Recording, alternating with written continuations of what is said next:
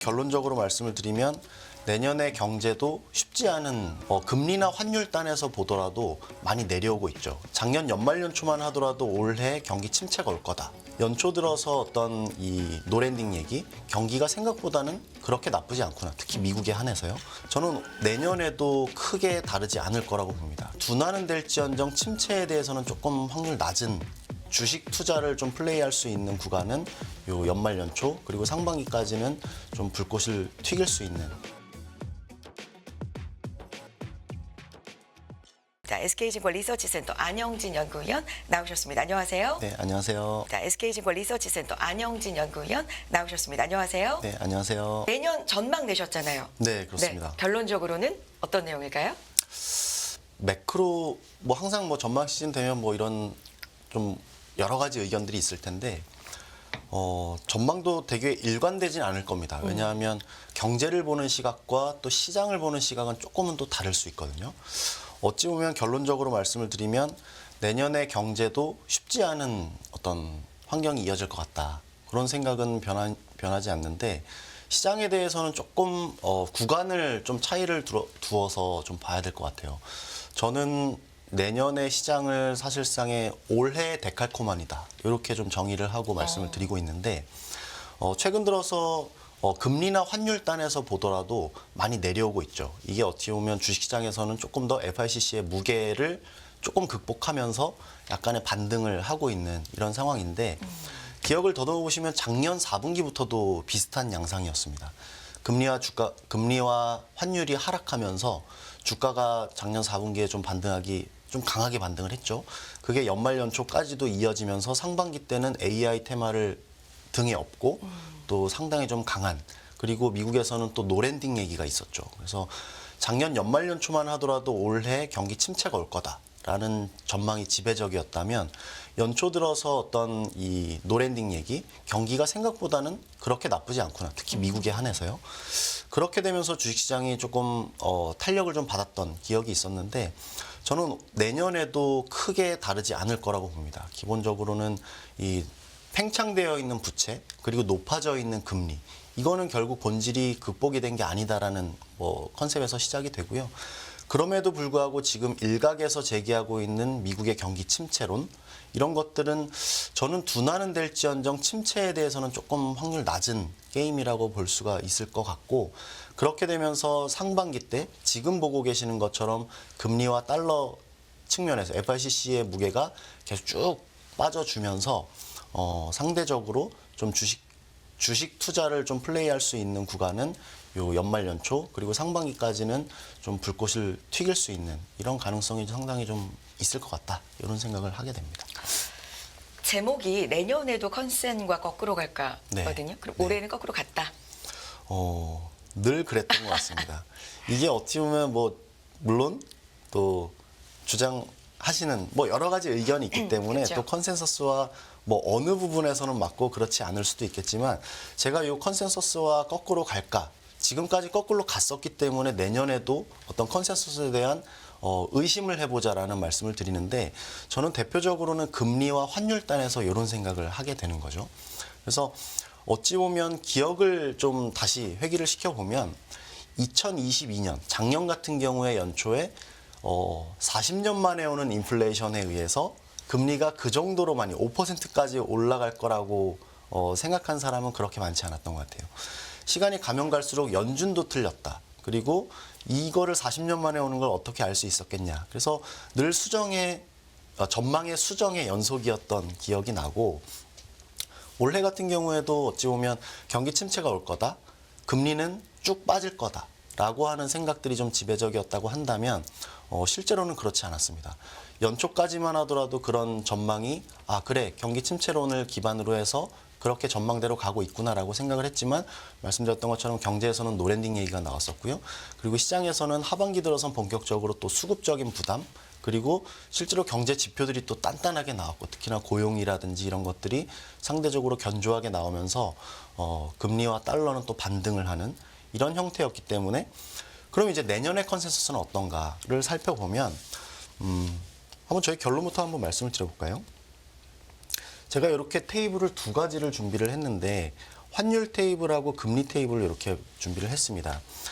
이제 요 네모 박스 쳐져 있는 이 빨간색 구간을 보시면 지금의 컨센서스는 환율단에서 보면 분기 단위로 쭉쭉쭉 빠지는 어떤 숫자들이 형성이 되어 있고, 또 금리단에서도 뒤에를 보시면 아시겠지만, 잘 안 보실까요?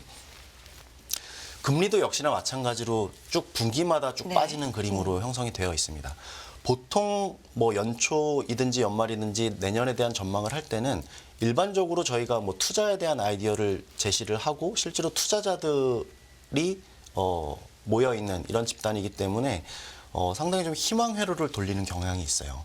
주식시장에서도 조금 더 상단을 높여가려고 하는 어떤 그런 생각들이 있고, 실제로 우리 올해 같은 경우에 특히나 하반기 때 주식시장의 부담이라고 한다면 금리가 올라가고 환율이 올라가면서 느껴지는 여러 가지 무게감들이었거든요. 그렇죠. 그렇다면 내년에 대한 전망을 할 때 여러 가지 매크로적인 측면에 여러 가지 생각할 고민의 지점들은 많겠지만, 금리와 달러가 좀 빠져주면서 주가 측면에서도 조금 더 상승의 여지를 두려고 하는 그런 움직임들이 좀 대체적으로 보이고, 제 눈에는 내년의 전망에 대한 컨센서스도 그런 것들이 반영되어 있는 것 같다.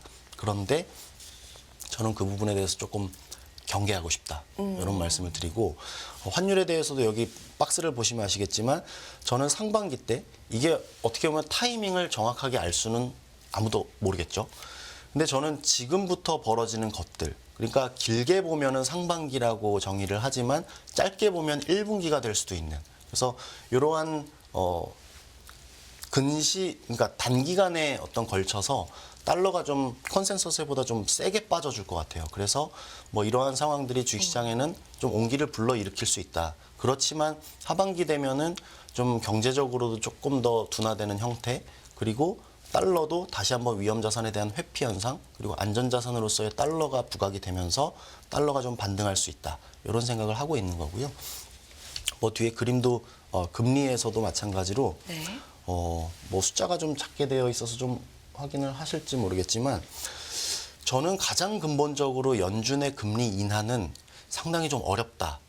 물론 인하는 할 수 있을 것 같습니다. 그렇지만 우리가 통상적으로 기대하고 있는 큰 폭의 금리 인하, 이런 것들은 상대적으로 좀 어렵다라는 생각을 하는 거고, 동시에 시장 금리에 대해서도 이러한 기준금리에 대한 전망을 밑으로 강하게 밀어내리지 못한다면 시장 금리에 대해서도 하락의 폭은 상당히 제한적일 수 있다라는 생각을 하고 있어서, 지금 컨센서스에서는 뭐 채권 시장에서는 장기채에 대한 베팅, 듀레이션 플레이라고 하는 이런 장기채의 베팅, 또는 뭐 환율 시장에서는 달러의 지속적인 약세, 이런 것들은 내년에 우리가 늘 그래왔던 것처럼 어떤 전망의 수정이 좀 필요한 구간이 도래할 수 있겠다라는 생각을 하고 있는 겁니다. 금리 얘기 좀 먼저 해보면 언젠가는 방향을 바꿀 때가 올 수 있잖아요. 네. 계속 이렇게 가진 않고, 그런데 그게 언제고 이유가 뭔가가 네. 상당히 중요할 텐데, 지금 금리는 변하지 않을 가능성이 있다 쪽에 좀 더 네. 무게를 두고 계시니까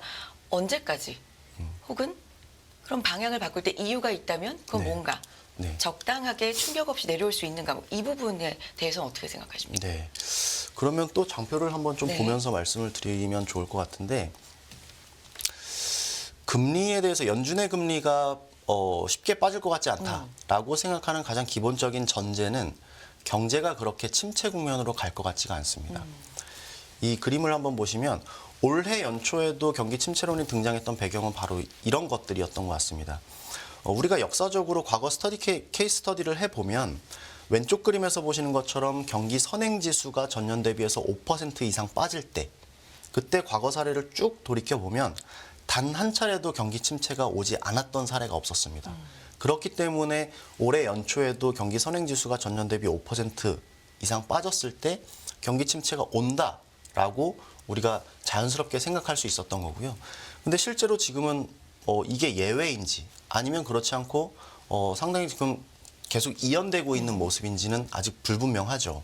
근데 저는 여기에 대해서 꼭 그렇게 과거 사례처럼 동일하게 생각할 필요는 없다라고 생각을 하는 거고요. 저는 가장 중요한 배경 중에 하나는 결국 코로나를 극복하기 위해서 정부가 부채를 일으켜서 가계나 기업단의 이전 지출을 통해서 소득 보전을 해준 거, 그리고 자금 지원을 해준 게 결국 가계의 소비, 그리고 기업단의 투자와 이제 기업 활동들 이런 것들이 상당히 좀 보완이 됐다라고 생각을 하고, 이러한 여러 가지 이제 사실 이 경기 선행지수라는 게 기본적으로 제조업 지표들이 다수가 분포가 됩니다. 그래서 제조업단에서는 미국을 막론하고 전 세계적으로 좋지 않았던 게 지난 2년 동안의 모습이었고요. 근데 지금은 지난 2분기부터 저희 판단에 따르면 지난 2분기부터 바닥 다지는 형태들이 여러 가지 지표를 통해서 나타나고 있고, 지금은 재고 사이클을 동반해서 회복이 되는 구간에 놓여져 있습니다. 저는 이 재고 사이클의 회복 구간을 내년 상반기 정도까지 보고 있는 거고요. 그러다 보면 제조업 지표를 배경으로 하는 경기 선행지수는 전년 대비해서 5% 이상 빠졌고, 과거에는 이게 경기 침체를 유발했던 시그널로 잡혔지만 지금은 경기 침체를 동반하지 않고 오히려 지금 제조업단에서는 회복이 되고 있고, 그 이면에 있는 어떤 기업 활동이나 가계 소비단에서 보면 정부의 어떤 이 재정의 역할 이런 것들이 좀 보완이 돼서 경기 침체를 피할 수 있었다라고 판단을 합니다. 그래서 다음 페이지에서 보시는 것처럼 이 하나의 경기 사이클에서 보통 경기 침체는 하나의 사이클이 무너지는 거를 뜻하는 말입니다. 뭐 사전적으로 우리가 뭐 기술적으로는 2개 분기 연속으로 역성장을 그렇죠. 하면 경기 침체로 정의한다라는 이야기를 하곤 하는데, 그럼에도 불구하고 지금 이 사이클에서 무너지는 신호는 보이지 않고 있다. 저는 그래서 둔화는 될지언정 침체라고 정의하지 말자, 이렇게 좀 말씀을 드리고 있어요. 그래서 이 첫 번째 그림을 보시면 한 사이클에서 사이클의 후반부라고 하는 레이트 사이클이라는 부분에 대해서는 공감을 합니다. 그렇지만 그것만으로 경제가 무너지고 이번 사이클이 끝난다, 이렇게 보기에는 좀 어려움이 있다라고 보여지고요. 네.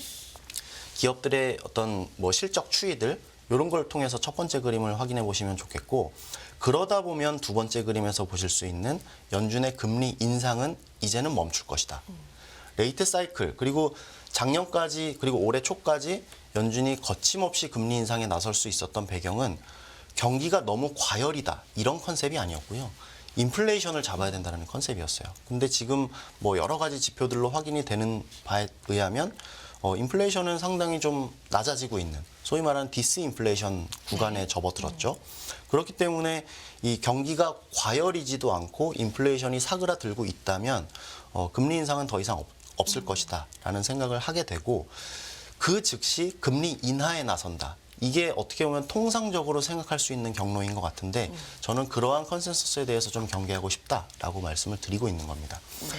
마지막으로 이제 세 번째 그림을 보시면 이렇게 경기에서는 레이트 사이클의 후반부에 접어들게 되고, 연준의 금리 인상의 사이클이 멈춘다라고 한다면 실제로 시장에 미치는 영향을 뭐 역시나 과거 사례를 보고 앞으로에 대한 전망을 해야 될 텐데, 경기 침체가 왔었던 우리가 이제 앞으로 요 뒷면에 앞에 있었던 음영 처리가 붙을지 안 붙을지는 아무도 모릅니다. 일각에서는 경기 침체가 올 거기 때문에 요 차트에서 보시는 것처럼 음영 처리가 붙을 거다라고 주장을 하고 계시는 거고, 그렇지 않고 음영 처리가 안 붙고 그냥 둔화되는 정도, 이제 제가 말씀을 드리는 요 정도의 구간이라고 하면 요 두 가지 케이스를 좀 나눠서 생각해 볼 필요가 있을 텐데, 만약에 이제 경기 침체가 발생을 해서 음영 처리가 되고 금리 인하에 나서게 된다라고 한다면 실제로 이 까만색 선으로 보시게 되는 세 번째 그림의 까만 선입니다. 장단기 금리차 같은 경우에는 음영 처리된 부분에서 공통적으로 어땠었나요? 다 커브가 섰죠. 장단기 금리차가 스팁 현상이 벌어진다는 겁니다. 그런데 올해 하반기 때 보셨던 것처럼 경제가 레이트 사이클이고 금리 인상도 멈춘 것처럼 보이는 상황, 그렇지만 경제 현상이 그렇게 나쁘지 않은 상황에는 전체적으로 시장 금리가 오르는 구간에서 금리가 또 스팁하는 이런 현상입니다. 그래서 제가 말씀드리는 구간에서는 금리가 전체적으로 올라가면서 커브가 서는, 그리고 경기 침체가 오면 전체적으로 금리가 레벨 다운하면서 금리가 서는, 이러한 두 가지 케이스의 공통점은 저는 금리 커브가 선다라는 커브 스팁 현상에 대해서 좀 보고 있는 거고요. 그렇기 때문에 저희가 채권 시장에서도 미국의 10년물 금리, 그리고 주식 시장에서도 어떤 금리에 대한 벤치마크는 미국의 10년물 금리 측면으로 생각을 하면 이러한 장기물 금리에 대해서는 그렇게 하락의 룸이 그렇게 크지 않을 가능성이 있다라는 말씀을 좀 드리고자 하는 겁니다. 그래서 뭐 경기로부터 시작해서 연준의 금리 정책, 그리고 실제로 이제 시장에서 벌어지게 되는 어떤 금리 현상들, 이런 것들을 좀 종합해서 보면 네. 실제로 이제 금리가, 특히 시장 금리가 우리가 주식시장에서도 미국의 10년물 금리 아주 주목해서 보고 그렇죠. 있죠. 그래서 할인율이 얼마나 빠져줘야지 주식시장에서는 밸류에이션에 부담 없이 쭉 좀 우상향할 수 있는지에 대해서 판단을 해야 될 텐데, 그 부분에 대해서 신용물 금리 측면에서 보면 그렇게 다운사이드 포텐셜이 그렇게 크지 않다라는 말씀을 좀 드리고 싶습니다. 연준에서는 사실 금리를 인하하겠다라는 시그널을 실질적으로 강하게 준 적이 없잖아요. 근데 시장이 좀 많이 앞당겨서 기대감을 좀 앞당겨서 반영한 면이 있는데 네. 뭐 오늘도 앞서서 전해드렸으면 인베스코도 그런 얘기를 했는데 연준이 내년에 아무것도 안 할 가능성도 그렇죠. 있다. 그럼 이대로 간다면 시장은 인하 가능성을 좀 반영했고 아무것도 안 할 수도 있어요, 내년에. 네. 아무것도 모르는 거니까. 네. 그렇게 된다면 시장은 실망할까요? 구간마다 실망의 구간이 있을 거고, 마치 올해 보셨던 것처럼 상당히 좀 난이도가 있는 그런 국면이 펼쳐지겠죠. 기본적으로 약세장으로 들어간다라는 기본 전제는 실물 경제에서의 경기 침체를 좀 동반하는 경향이 있습니다. 특히나 작년 같은 경우에 주식시장이 거의 큰 폭으로 하락을 했죠.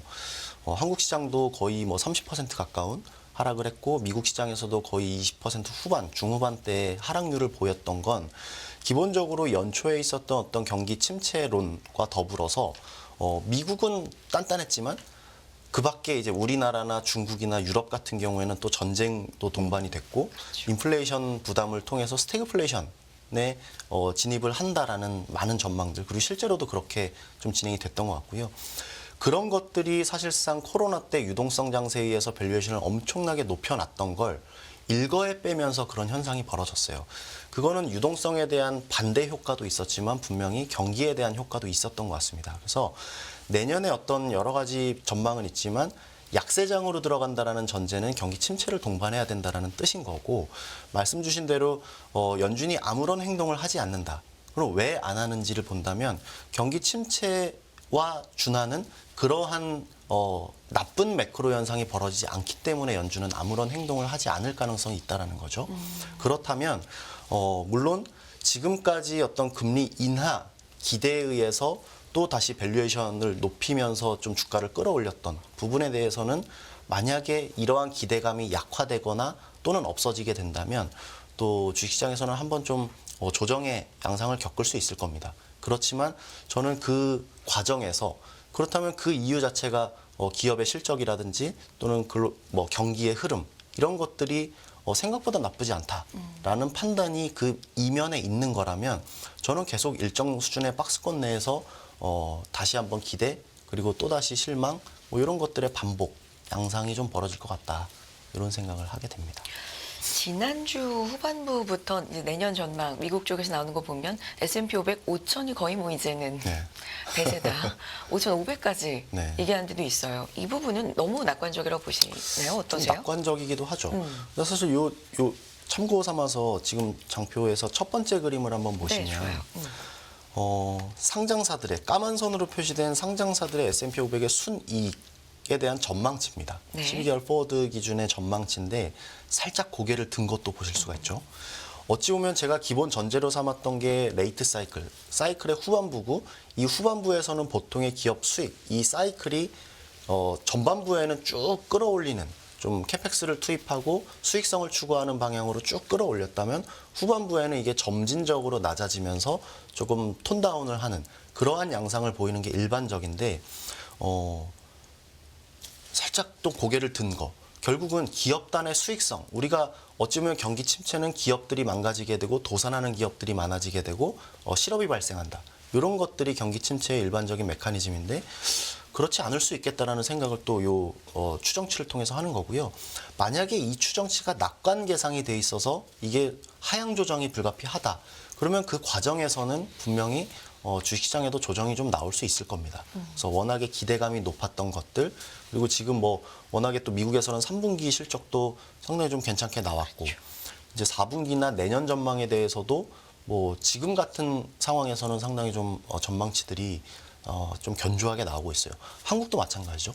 내년도 실적에 대해서 지금 평가되는 기준에 따르면 올해 연간 실적 대비 내년 연간 실적은 약 40%가량 증액되는 걸로 추정이 됩니다. 그래서 기본적으로 이러한 상황들은 12개월 포워드 이익에 대한 전망에 대한 이 차트가 좀 우상향하는, 그러면서 주식시장도 결국은 요 이익을 따라서 좀 올해보다는 나아질 수 있다라는 전망을 하기도 하죠. 그래서 어찌 보면 지금 말씀 주신 뭐 S&P 500이 뭐 5,000포인트까지 간다라는 것도 뭐 이러한 이익 전망에 베이스를 두고 있는 것 같은데, 결국 요 부분에 대해서는 저는 너무 이러한 컨센서스에 대해서 맹신할 필요는 없다.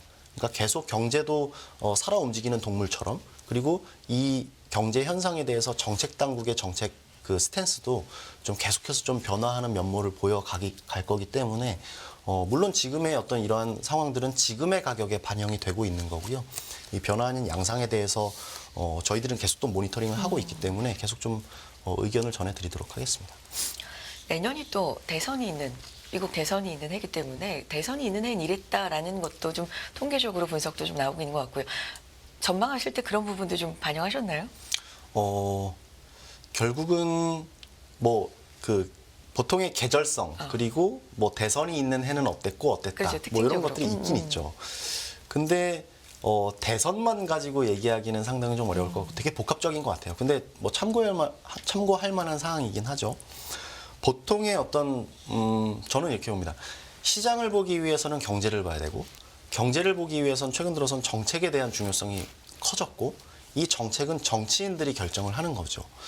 근데 정치의 꽃이라고 할 수 있는 이 대선, 이걸 앞두고는 경제나 시장을 무너뜨리기는 사실 쉽지 않은 상황입니다. 그래서 내년에 대한 전망을 할 때도 미국의 대선이 있는 해이기 때문에 뭐 야당에서는 계속 공격을 하겠고 정부 여당에서는 방어를 할 거기 때문에 여러 가지 좀 엎치락뒤치락하는 양상은 보이겠지만 실제로 경제나 시장이 그렇게 나빴던 사례는 잘 없었던 것 같다라는 게 이제 첫 번째 포인트고, 보통 이제 뭐 미국 같은 경우는 4년 임기이기 때문에 보통은 임기의 첫 해와 둘째 해는 임기가 4년 동안은 보장이 되어 있는 거기 때문에 상당히 좀 개혁 내지는 하고 싶은 걸 합니다.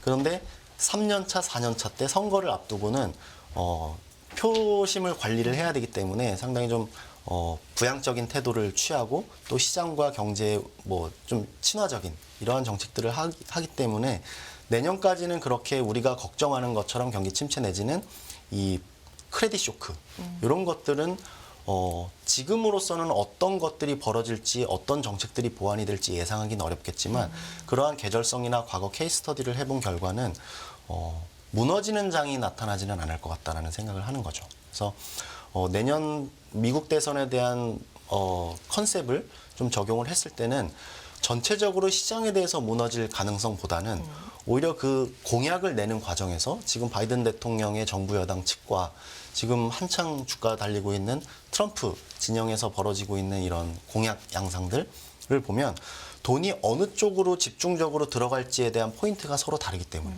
대표적으로는 바이든 정부가 하고 있는 IRA를 트럼프 후보는 폐지를 하겠다라고 이야기를 하고 있고, 바이든 대통령이 지금 주창을 해오고 있었던 신재생 쪽 에너지 전환과 관련돼서는 이 트럼프 후보는 아무래도 이 러스트벨트 지역을 동반한 그리고 전통 산업을 기반한 이 우호 지분들이 있기 때문에 사실상 뭐 최근 들어서 신재생 쪽 주가가 상당히 안 좋죠. 그래서 이러한 것들도 사실 이러한 어떤 포인트가 전환이 될 수도 있을 거다라고 하는 것들이 반영된 결과라고 보실 수도 있죠.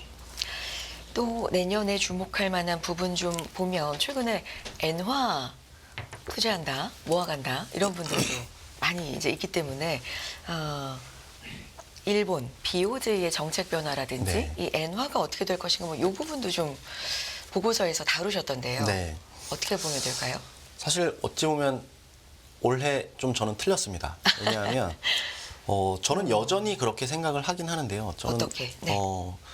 일본은행이 요 장표에 네. 의하면 시간의 방으로 들어갔다. 이 시간의 방이라고 하는 건 결국 타이밍의 문제인 거지 방향성에 대해서는 사실상 귀결이 되어 가고 있다라고 보는 건데 지금까지 일본은행이 10년 동안 아베노믹스를 활용을 해왔고 유동성을 어마무시하게 투입을 해가면서 경제를 부양하고 인플레이션을 끌어올리기 위해서 그렇게 노력을 했죠.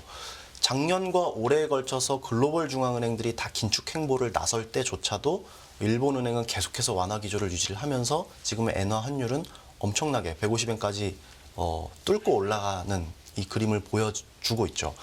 근데 저는 이게 사실상 올해 하반기부터 점진적으로 좀 변화의 움직임들을 보여줄 거고 실제로 그런 것들은 엔화의 강세로 나타날 거다라고 예상을 하고 대응을 하고 있는데 실제로는 엔화가 제 네. 예상과는 네. 다르게 더 많이 올라오 버렸어요. 근데 저는 내년에도 마찬가지로 뭐 올해와 같은 주장을 좀 드리고 싶은 건데 이 장표를 한번 보시면 저는 뭐 장표 보시기 전에 이 정책이라는 거는 아까도 말씀드렸듯이 정책은 정치인들이 만든다고 말씀을 드렸습니다. 근데 이 정치인들이 정책을 하는 데 있어서 가장 중요한 건 브랜딩이에요. 그래서 아베노믹스라는 타이틀을 달고 10년 동안 해서 일정 정도의 효과를 누렸는데 총리는 바뀌고 중앙은행 총재도 바뀌었습니다. 그런데 여전히 아베노믹스라는 이름에 어떠한 이러한 정책을 계속 끌고 갈 수 있을까? 저는 그렇기 때문에 작년 12월부터 뭐 YCC의 어떤 금리 변동 폭을 1차적으로 넓혔다. 그리고 이번 7월 달에 2차적으로 또 넓혔다. 그리고 10월 달에 또 넓혔다. 이런 것들은 순차적으로 뭔가 정책을 정상화하기 위한 이 단계를 밟아가고 있다라고 보고 있고요. 결국은 브랜딩이 바뀔 수밖에 없다. 그거는 지극히 정무적인 판단을 요하기 때문에 당장 꺼내들 수는 없고 이거는 타이밍을 재고 있는 거다라고 판단을 하고 있고 두 번째로 이제 이 테이블을 한번 보시면 저희가 FOMC에서 뭐 경제 전망 테이블을 보시는 것처럼 BOJ도 이러한 테이블을 통해서 경제 전망과 물가 전망 기본적으로 금리 결정을 하는 데 있어서 두 가지 핵심 변수가 되겠죠.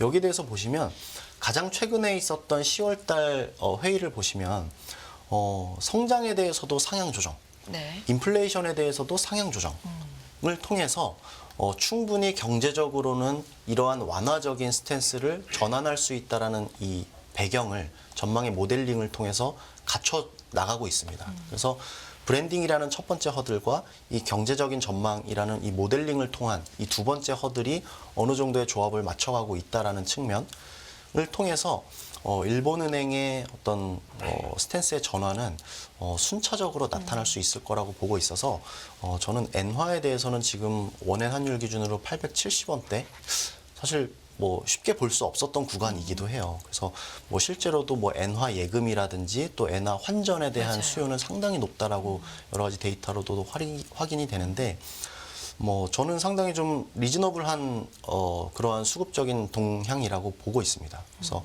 엔화 환율에 대해서 지금의 수준이라고 한다면 사실 뭐 900원대 중후반 또는 뭐 1000원이라고 하는 러프한 숫자를 예상을 해보더라도 지금으로부터 업사이드가 15% 이상은 좀 충분히 나올 수 있을 거다라는 생각을 하고 있고 뭐 실질적으로 덧붙여서 이 외화에 대한 투자는 다른 투자와 조금 상이하게 그 과세가 되지 않습니다. 그래서 세금이 없다라는 측면에서 보면 절세 측면에서도 여러 가지 투자 대안을 뭐 시청자분들께서는 수립하고 계시겠지만 어떤 뭐 세금적인 측면에서 요거는 좀 절세의 수단으로도 활용할 수 있다라는 측면을 좀 한번 좀 생각을 해보셨으면 좋겠어요.